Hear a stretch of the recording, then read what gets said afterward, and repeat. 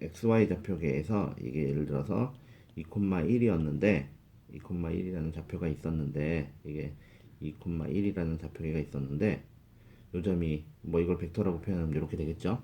근데 내가 요 좌표 다른 좌표계를 썼다 이 말이에요. x 프라임, y 프라임 좌표계를 썼다면 서로 수직인 좌표계를 썼으면 요 좌표에서는 얘 컴포넌트가 얼마일까? 그거는 두 개 사이의 사이값 요, 요 좌표하고 요 사이의 사이값 세타를 가지고 요 행렬을 만들면 이걸 우리가 a, b라고 써봅시다. 그러면 a, b는 어떻게 계산된다는 뜻이냐면 코사인 세타를 계산하고 사인 세타를 계산하고 마이너스 사인 세타를 쓰고 코사인 세타를 쓰고 그리고 여기에 2,1을 넣으면 된다 이 말이에요. 요 계산을 하고 나면 우리가 계산을 어떻게 한다고 했어요? 이렇게 곱하고 이렇게 해서 윗줄을 만들고 a가 되고 이렇게 곱하고 이렇게 곱해서 b가 된다고 했어요. 그렇게 해서 계산을 하면 우리가 a, b를 계산하는 거죠. 이 좌표를. 이해되겠죠? 여기 일종의 예제가 될 겁니다. 뭐 이런 문제를 내면 여러분들이 풀 수 있을 거예요. 한 가지만 더 얘기를 하고 넘어갈게요. CF. 우리가 이 로테이션 매트릭스라는 것도 있어요. 이거는 뭐냐면 로테이션 매트릭스, 회전하는 매트릭스. 벡터를 실제로 회전시키는 거예요. 요거는 Q는 뭐라고 그랬어요? 좌표계 회전. 이건 좌표계 회전. Q는 좌표계 회전입니다. 좌표계를 회전시키는 거하고 벡터를 회전시키는 건 되게 다르죠. 좌표계를 회전시킨다는 거는 벡터는 가만히 있는데 좌표계를 돌려가지고 보는 거고요. 그럼 예를 들어 좌표계가 시계 방향으로 돌아갔다. 그러면 돌아간 좌표계에서 보면 그 좌표계 위에 있는 사람의 관점에서 보면 그 원래 점은 반대 방향으로 반시계 방향으로 움직이는 것 같이 보이는 거죠. 일단 로테이션이라는 건 이거죠. 예를 들어서 내가 벡터 A가 있는데 로테이션 매트릭스를 내가 딱 취했다. 그 말은 R에다가 A를 곱했다. 이게 이제 우리가 방금 요게 Q하고 A라는 벡터를 곱한 거예요. 2,1이라는 벡터를 곱한 거예요. 이거 여기 왜 내적처럼 쓰나요? 닷을 쓰나요? 싶겠지만 이게 행렬하고 벡터를 곱하는 건 사실은 내적입니다. 벌써 여러분들이 내적이 벌써 확장이 돼버렸죠. 행렬하고 벡터를 곱하는 것도 내적이라고 뭐 이런 생각이 들죠. 하여튼 이 뜻이 그건 나중에 보도록 하고요. 이게 무슨 뜻이냐면 그냥 A에다가 행렬 A를 곱하라는 뜻이에요. 행렬 R을. 그러고 나서 보면 이제 얘는 세타만큼 회전한다. 그럼 이렇게 돼요. 요 R은 어떻게 표현되냐면요. 코사인 세타 마이너스 사인 세타 사인 세타 코사인 세타 뭐하고 똑같아요? 여기서 보니까 이 Q에서 봤을 때 세타 대신에 마이너스 세타를 집어넣은 거하고 같죠? 그런가요? 왜냐하면은 세타만큼 이렇게 써볼까? R이 세타만큼 회전하는 R이라고 하면은 아이고 이거 자꾸 이렇게 쓰네.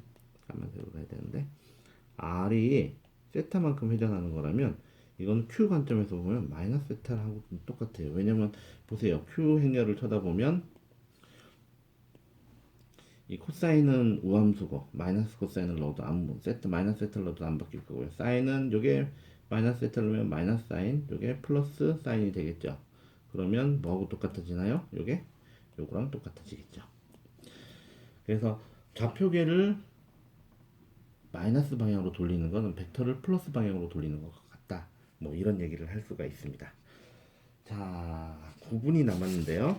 자, 지금부터는 이 벡터를 가지고 우리가 어떤 일들을 할 수 있는지, 왜 기계공학에서 벡터를 이렇게 중요하게 생각하는지 몇 가지 예를 한번 보도록 하겠습니다. 뭐부터 시작을 할까요? 첫 번째, 우리가 어, 힘의 뭘로 할까? 뭐부터 시작을 하는 게 좋을지 한번 봅시다. 자, 이제 우리 2일 한번 볼까요? 2일. 자, 플러스. 뭐 여러분들이 고등학교 때 물리 시간에 뭐 중학교 때부터 사실은 배우죠. 자, 이거는 백 해가지고요. 이거 좀 내적의 활용. 애플리케이션 of 벡터를 어디다 써먹나. 내적의 활용. 첫 번째는요. work 일이나 우리말로 일이에요, 일. 아니면 또는 파워. 파워는 동력이죠, 동력. 동력이라고 해도 되고 뭐 일률이라고 배웠기도 했을 거고요. 시간에 대한 일, 줄 퍼 세컨드. 우리가 소위 와트라고 하는 바로 그 양이죠. 그러면 우리가 일이라는 게 힘 곱하기 1이라는 거는 힘에다가 거기다 뭘 곱해요? 움직인 거리를 곱하면 돼요. 그죠? 파워는 동력이라는 건 뭐예요? 동력이라는 거는 힘에다가 속도를 곱하는 겁니다. 뭐 이럴 수도 있고요. 아니면은 우리가 토크를 가지고 회전체에서는 또 뭐 토크에다가 회전 힘이 아니라 토크 곱하기 회전수 뭐 이렇게 할 수도 있어요. 자, 그런데 우리가 이제 역학에서의 일이라는 거 이게 웍인데요. 역학에서 웍이라는 거는 내적을 가지고 정의합니다. 힘 곱하기 움직인 거리 d 이런 식으로. 그러니까 예를 들어서 내가 어떤 뭐 물질이 있는데 여기다 내가 힘을 이렇게 가했어요. 근데 얘가 움직인 거리가 d야. 그러면 내적으로 정의했잖아요. 일이라는 건 내적으로 정의를 한 거예요. 그 말은 무슨 얘기일까요? 힘 중에서 요 계산을 해보면 뭐가 나와요? 이게 스칼라가 나오는데 요 길이가 뭘까요? 요게 f의 뭐 요각을 세타라고 한다면 코사인 세타가 해당되겠죠. 그러니까 f의 크기에다가 코사인 세타 이렇게 해야 되겠다. 이거 벡터로 쓰고 우리가 그래도 수학 시간인데 f의 크기에 코사인 세타 요게 정사형이니까 그래서 요거는 f의 크기에다가 d의 크기에다가 코사인 세타 그러니까 f가 d 방향으로 있는 것만 취하든지 혹은 d가 f 방향으로 있는 것만 취하든지 하여튼 같은 방향으로 작용한 것만 취하는 거죠. 동력 파워도 마찬가지예요. 파워라는 거는 힘에다가 움직인 속도를 곱한 거예요. 그죠? 근데 역시 이것도 f의 크기에다가 속도에다가 그 다음에 거기에 코사인 세타가 되죠. 무슨 얘기냐면 예를 들어서 내가 뭐 이런 바디가 있는데 아이고 미안합니다. 이거 백 한번 할까요? 어떤 바디가 있는데 여기에 힘은 이렇게 가고 있는데 근데 내가 이렇게 움직이고 있어. 그러면 이 힘이 여기에 이 바디의 모션에 준 동력은 에너지 소사는 에너지는 얼마나 되느냐 그 인율은 동력은 얼마나 되느냐 F 곱하기 V인데 내적으로 정의한다 이런 뜻이에요. 그러니까 내적을 가지고 우리가 당연히 많은 것들이 정의가 됩니다. 여기서 V에 대해서 얘기를 한다면 예를 들면 여기 사이각이 세타인데 요만큼이 바로 V의 크기에다가 사인 세타죠. 그러니까 힘 중에서 V 방향 속도 V 중에서 힘 방향으로 작용한 그런 성분만 곱해주는 거죠. 그게 일이다 이 말이지. 서로 수직이다. 힘과 움직임 거리가 서로 수직이면 아무 일도 안 한 게 되죠. 그렇죠? 여러분들이 잘 알고 있는 개념입니다. 자, 두 번째. 두 번째 요것도 이제 내가 중간고사 문제에 많이 내는 문제인데요. 힘의 분리, decomposition of force.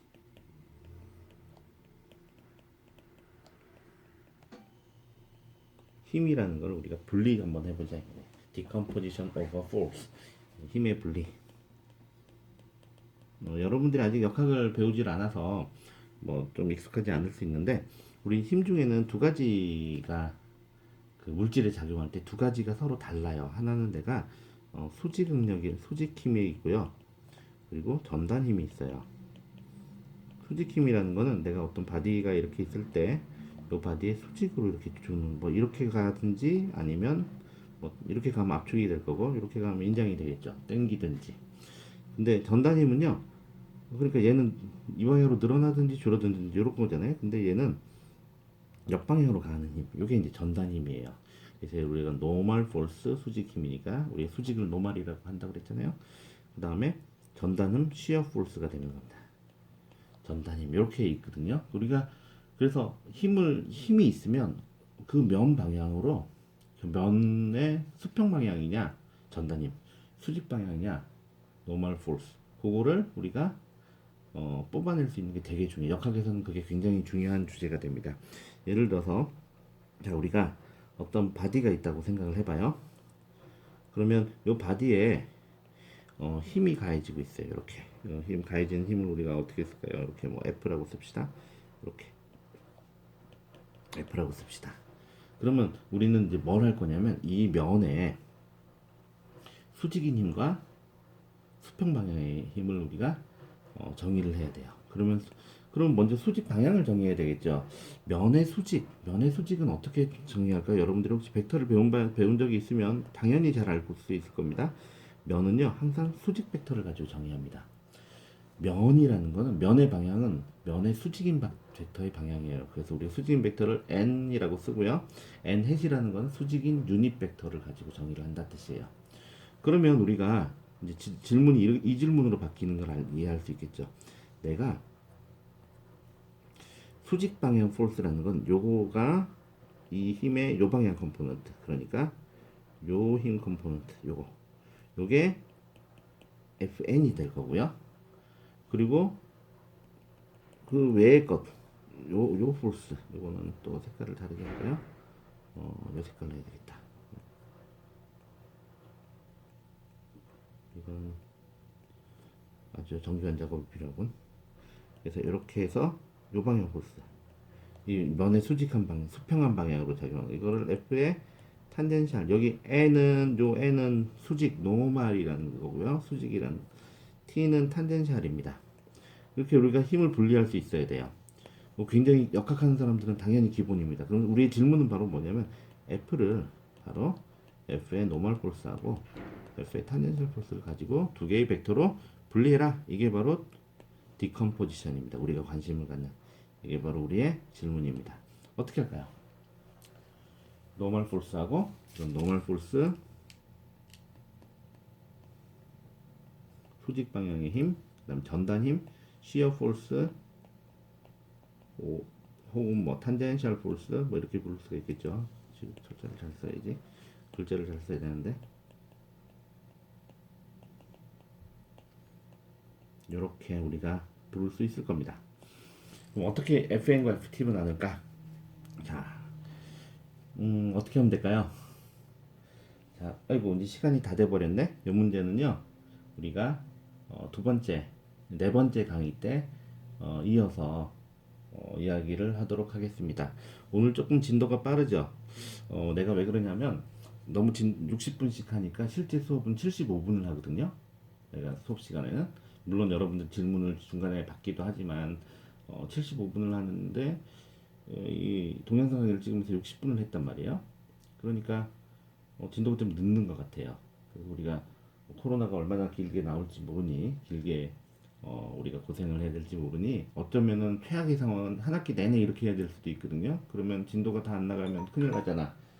그래서 우리가 가능하면 조금 진도를 빨리 빼려고 그래요. 그리고 실제 수업 시간 내가 여러 번 반복해서 가르치기도 하는데 이거는 동영상이니까 여러분들이 뒤로 돌리면 되잖아. 그냥 그죠? 보고 싶은 데는 언제든지 볼 수 있으니까 이렇게 진도를 조금 스피드업을 해도 괜찮겠죠? 자, 하여튼 오늘 세 번째 강의는 여기서 마치도록 하겠습니다.